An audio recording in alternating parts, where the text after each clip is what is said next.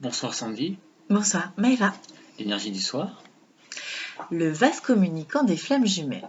Le couple flamme jumelle a un mécanisme bien défini où chacune des polarités en excès a sa place à garder en unicité. Le yin est le générateur d'idées. Il est incapable à lui seul de concrétiser un projet. Pourtant, il est souvent dans l'action du faire, et on l'invite, par la rencontre de son yang, à se défaire de ce rôle.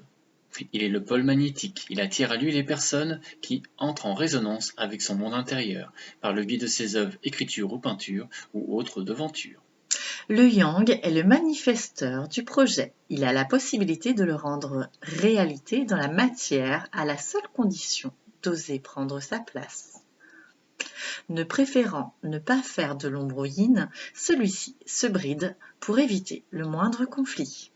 Le yin saura lui montrer sa véritable lumière et franchir le seuil de la zone de confort, faire le deuil de l'ancien et prendre un passeport vers des mondes plus lointains.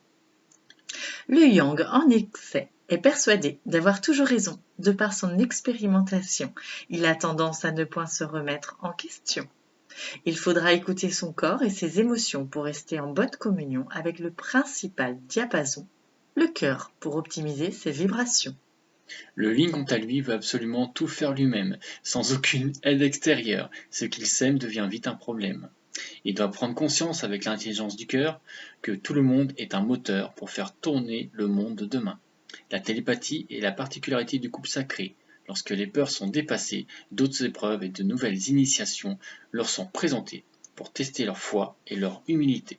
La peur ou le cœur sera le choix proposé à chaque étape de l'ampleur de leur lueur.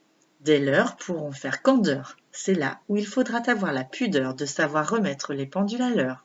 Des implants sont alors retirés automatiquement, dès l'instant que le couple divin a intégré suffisamment de sagesse et de discernement. Des savoirs endormis sont à nouveau disponibles et les champs des possibles ainsi que les mondes subtils deviennent de plus en plus perceptibles. Voilà, c'était Sandy. À bientôt, Maëva. À Maëva. À bientôt. Au revoir.